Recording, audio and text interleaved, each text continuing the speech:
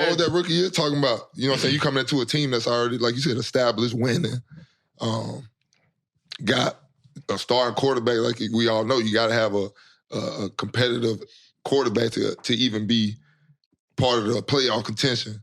What was that like for you, your rookie year coming in? Because you were getting off, you talk about not being able to rush early in college, but then you getting off 17 sacks and all that shit. Like, talk to him. When I got there, they had a linebacker, Ben Lieber, who ended up playing, he ended up going to playing in Minnesota, having a good career in Minnesota. But it's crazy. So when I got there and I'm watching film, Ben was actually good. He can play. He wasn't a slouch. Mm-hmm. And so I started thinking, I was like, shit, why do you bring me in? Because Ben was out. I mean, he was good. He learned it, yeah.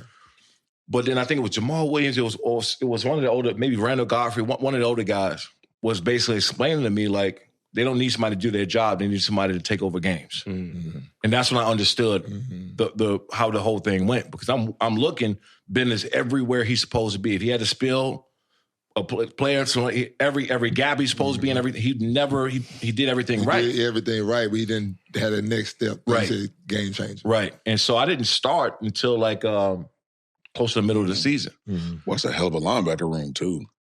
What's that? Yeah, Randall. Yeah, Randall. Donnie Edwards. SP. Yeah, that's a nice little linebacker room.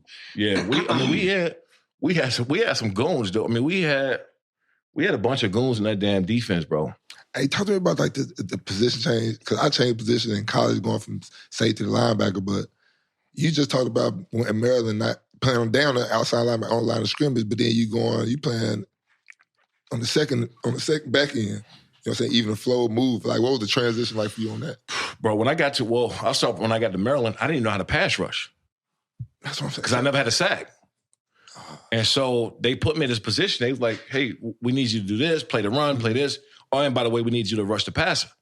And I'm sitting there the whole time. I'm like, shit, how do I do that? So that's why I started watching film. Mm-hmm. And I taught myself how to pass rush. Just, damn. So I started going out every day, doing hand combat drills. Mm-hmm. And so yeah, I didn't even start until my junior year at Maryland. I was coming off the, he was still trying to leave early, sophomore year. Bro, how the hell? Because I was still like top 3 in sacks still. Yeah.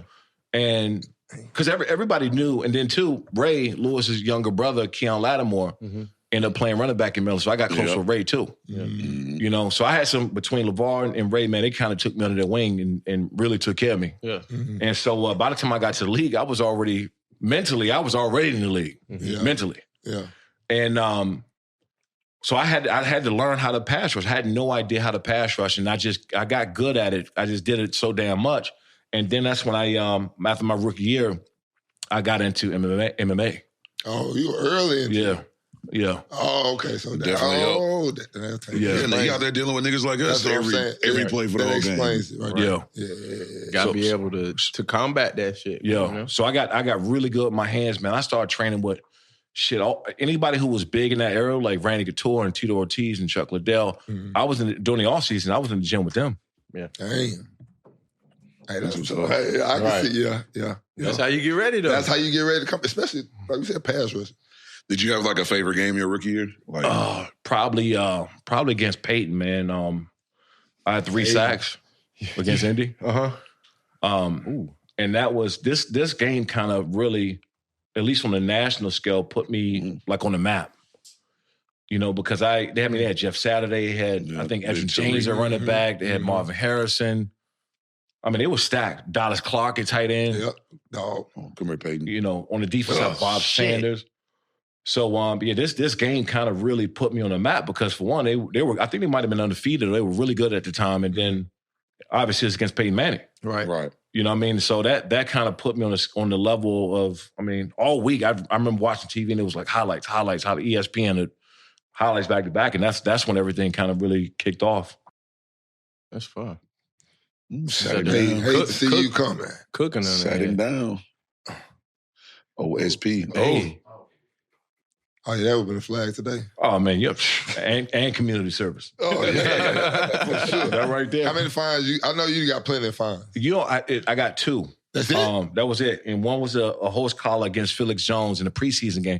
And, we don't make shit. We didn't make shit in the preseason. So I'm sick. Right. You get me I think it was like 7,500 or whatever it was. And I appealed and they took half of it off. And then I had one other hit below the knees one time against the Panthers. That was it. Right. That was really the only ones I... Right. See, that makes sense because y'all was able to we play do football back then. Yeah. There was no real strike zone. You hit whatever you could hit. Playing football. Yeah.